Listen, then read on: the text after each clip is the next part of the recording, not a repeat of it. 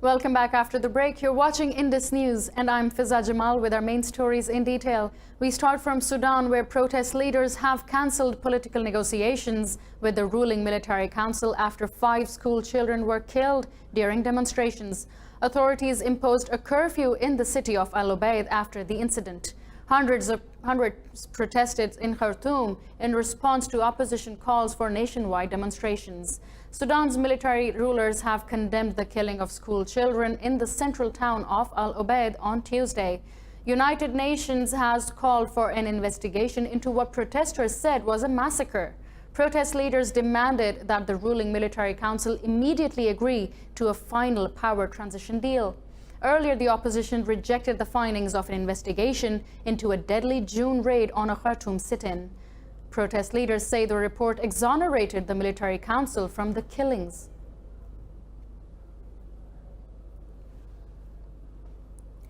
Moving on to Pakistan, where 17 people have been killed after a Pakistani military aircraft crashed into a residential building near Islamabad. Officials say the victims include 5 crew members and 12 residents. Another 12 civilians were injured and are undergoing treatment. The military identified the crew members as 2 colonels and 3 non-commissioned officers. Meanwhile, Pakistan's Foreign Minister Shah Mahmood Qureshi has said Islamabad is a facilitator of the Afghan peace process but will not act as a guarantor. Speaking in Islamabad, he said the entire onus of the Afghan peace process cannot be placed on Pakistan alone. Qureshi said Prime Minister Imran Khan intends to press the Taliban to engage in intra-Afghan talks.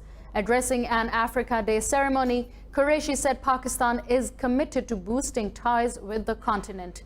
He said Pakistan and African countries must have a more result-oriented engagement to realize the full potential of available opportunities.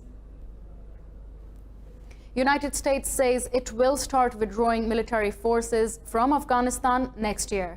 U.S. Secretary of State Mike Pompeo said President Trump has personally ordered troop numbers to be reduced by next year's elections. Details in this report. Speaking in Washington, Pompeo expressed hope that there would be less need for combat forces in Afghanistan by then. The U.S. is scheduled to hold another round of peace talks with the Taliban in Qatar this week. That's my directive from the President of the United States. He's been unambiguous. End the endless wars. Draw down, reduce. It won't just be us. Those of you who have served know that resolute support has countries from all across Europe and around the world. We hope that overall the need for combat forces in the region is reduced. All right. So yes, it's not only my expectation, it would be job enhancing. Okay. The United Nations says over 1,300 civilians have been killed and over 2,000 wounded in Afghanistan this year. A UN report says over 700 people were killed by the government forces. More than 500 other civilians died at the hands of militants. Now we move on to United Nations, which has approved Russia's proposed Gulf Security Organization to consolidate political and diplomatic efforts in the region. The Russian Foreign Ministry says the organization will be tasked with implementing a plan to normalize the Gulf security situation. It says the group will also seek to settle conflicts. The Russian Foreign Minister says work to create a security system in the Persian Gulf will begin soon with a series of diplomatic consultations. They will involve members of the United Nations Security Council, Arab League, Organization of Islamic Cooperation, and the Gulf Cooperation Council. Iran has urged China and other friendly countries to buy more of its oil. According to the Chinese Bureau of Statistics, Iranian oil imports have dipped by 60% following U.S. sanctions. Iran's Vice President Ishaq Jahangir says he is aware that these countries face some restrictions. Jahangir told Chinese diplomat Song Tao, who is visiting Tehran, that Iran expects more active trade with Beijing. And now on to Yemen, where Houthi rebels say airstrikes have killed 13 civilians in northwestern Sada province. The warring sides blamed each other for the air raid on a market. Medics say 2 children are among the dead, while 23 others were wounded in the attack. Saudi Arabia has not yet confirmed the attack. In Brazil, 57 inmates have been killed in a prison riot in northern Pará state. Prison authorities say 16 inmates were decapitated, while others were asphyxiated after part of the prison was set on fire. Jail officials said gang members from one prison block invaded another part of the Altamira jail. They said the riot lasted for almost 5 hours. 2 officers were taken hostage but have since been freed. Brazil has around 750,000 prisoners, the third most in the world. President Jair Bolsonaro has promised to build more jails and impose tighter controls on them. The 52nd ASEAN Foreign Ministers meeting has started in Bangkok. The 2-day gathering comes amid growing tensions in the South China Sea. Rising tensions in the South China Sea and the fallout from US-China trade war are set to dominate talks. The foreign ministers of 10 member states, including major global economies, are at the conference.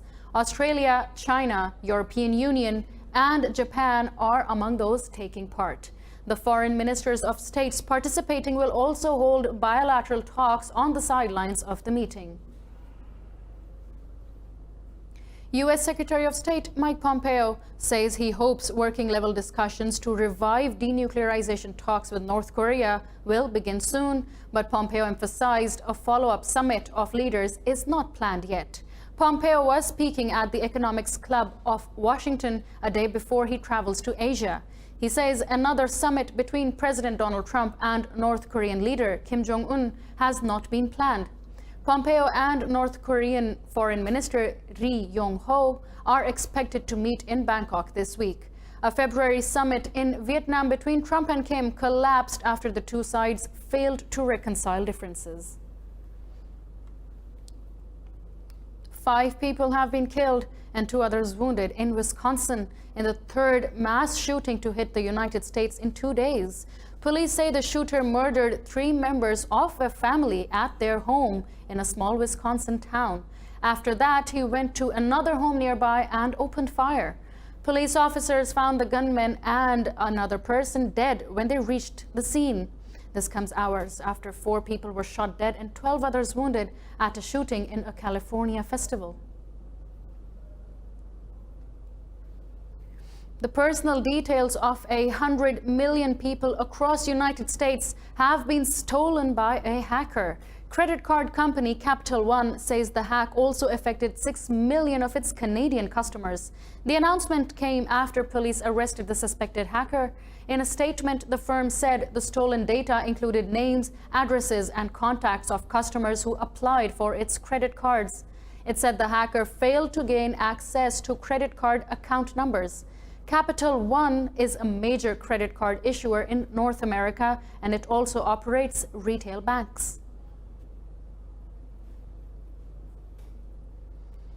The European Court of Justice says websites must warn visitors that social media giant Facebook will have access to their data. In a ruling, the court said the companies embedding Facebook's like button on their websites must seek the consent of users. It ordered the companies to follow European Union privacy laws before transferring users' data to their social network. The ruling came after a German consumer body sued an online retailer for breaching personal data. The court said websites and Facebook share responsibility for safeguarding users' data. Meanwhile, a Bosnian man linked to the 2015 Paris attacks has been extradited to Belgium from Germany. The unnamed 39-year-old suspect is accused of procuring weapons for the attackers who killed 130 people. According to German reports, the suspect's DNA was found on weapons used in the attack. Last month, German authorities announced the arrest on a European Union warrant. Greece says Turkey's exploration for natural gas off Cyprus is impeding the European Union's energy planning. Greek Prime Minister Kyriakos Mitsotakis says stopping Ankara's drilling activities in the eastern Mediterranean is his top priority. Speaking on his first visit to Nicosia, Mitsotakis and Cypriot President Nikos Anastasiadis discussed a joint strategy to resolve the standoff with Turkey. European Union recently imposed sanctions on Turkey, accusing it of violating Cypriot sovereignty. But Turkey's President Tayyip Erdogan is adamant Ankara has acted according to international law. 24 people have been killed in flash floods and other rain-related events across Pakistan. Officials say 16 people died in the port city of Karachi as the first spell of monsoon rain wreaked havoc across the southeastern Sindh province. Medics say the majority of victims were electrocuted by fallen transmission lines in pools of rainwater. Pakistan's meteorological department says storms will continue in southeast Pakistan until tomorrow. In northwest Khyber Pakhtunkhwa province, 3 people were killed in a roof collapse, while 2 others were electrocuted. 3 children died in flash floods following torrential rains. Wildfires have ravaged in Russia's Siberian Krasnoyarsk region, consuming 1 million hectares of forest in the past 3 days. The emergency ministry has issued evacuation alerts to towns and villages near the spreading blaze. The wildfire center says the absence of rain, coupled with temperatures of up to 30 degrees Celsius, sparked the inferno. Gusts of wind and dry thunderstorms have worsened the situation. A state of emergency has been declared in the region, and access to all forests has been restricted. While some countries are losing their forests, Ethiopia has launched a major drive to regenerate its own. The idea is to plant hundreds of millions of them with the aim of stopping the march of the desert and conserve the soil. Check the progress in this report. Planting 1 or 2 trees may not seem like hard work. Ethiopia's Prime Minister, Abiy Ahmed, has led a campaign to plant 350 million of them in 1 day. It's part of his Green Legacy initiative, a drive to put 4 billion trees into the ground. In the early 20th century, 34% of the country was under forest cover. Now it's 4%. The rate of deforestation and the expansion of desertification, even at a global level, is because of the destruction of forests. Volunteers planted trees at 1,000 sites across the country, overseen by officials. Government workers were given time off to take part. The initiative is seen as hugely important. The issue of environment is of major concern, even at the global level, but more so for this country. The long-term plan is to reduce desertification and regenerate the land in the drought-prone country. Meanwhile, paleontologists have found a giant dinosaur footprint fossil in China's eastern province of Jiangxi. This is the first ever discovery of Tyrannosaurus made by experts from China and the United States. Top scientists have ratified the track found at a construction site. The paleontologists inferred the track maker's body length from the footprint. They have suggested the dinosaur can be as long as 7.5 meters. The fossil has been unveiled to the public in Yingliang Stone Nature History Museum. In the Bolivian town of La Paz, children supported and spurred on by their parents are nurturing their Formula One racing dreams. The local boxcar competition does not only serve as a healthy physical activity, but also a family bonding experience. This report has more. In the early 1950s, Bolivians adopted the American boxcar racing and have never looked back since. It has now become an event local families in La Paz look forward to. The craft of kart making and the pride of victory has been passed on for 3 generations now. Car driver Ovidio Paz says the event boosts children's mental and physical strength. We are providing the kids with strength, that they go without falling over, starting and finishing, that the Lord watches and protects them. It is a joy to participate in this version of the motorless car race.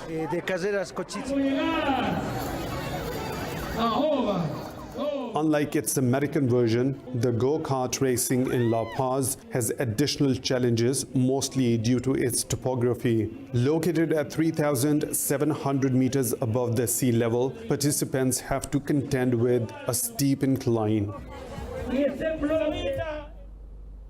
Amateur divers plunged into part of history as they jumped from Old Bridge in the Bosnian city of Mostar. This was part of a competition celebrating the Ottoman landmark. More details in this report. Bosnia marked the post-war reconstruction of Mostar's Old Bridge with an annual diving competition. Originally built by the Ottomans more than 450 years ago, it was destroyed by Bosnian Croat forces during the 1992-95 war. It was later rebuilt in a complicated reconstruction effort and opened again in 2004. The bridge is a symbol of reconciliation as it connects the city's two halves inhabited by Catholic Croats and Muslim Bosniaks.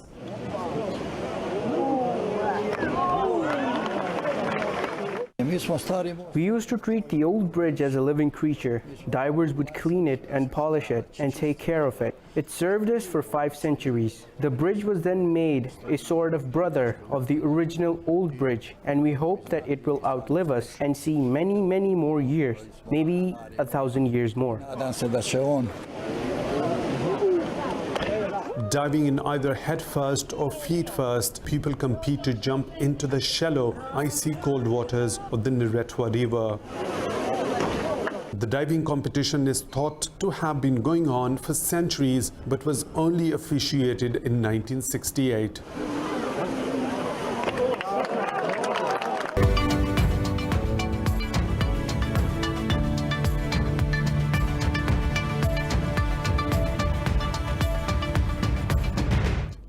We start business news from Chinese tech giant Huawei, which has reported a sharp jump in revenue in the first half of the year despite US restrictions. Huawei said revenue soared by about 23% because of increased smartphone sales and 5G network contracts. It said smartphone sales surged to more than $58 billion, while shipments increased by 24%. The tech giant said it shipped 118 million smartphone units between January and June. To date, Huawei has secured 50 commercial contracts for 5G networking from telecom operators. These are all the main stories in detail we have for you this hour. You can also choose to keep tabs on all of our social media. Find us by the name indus.news.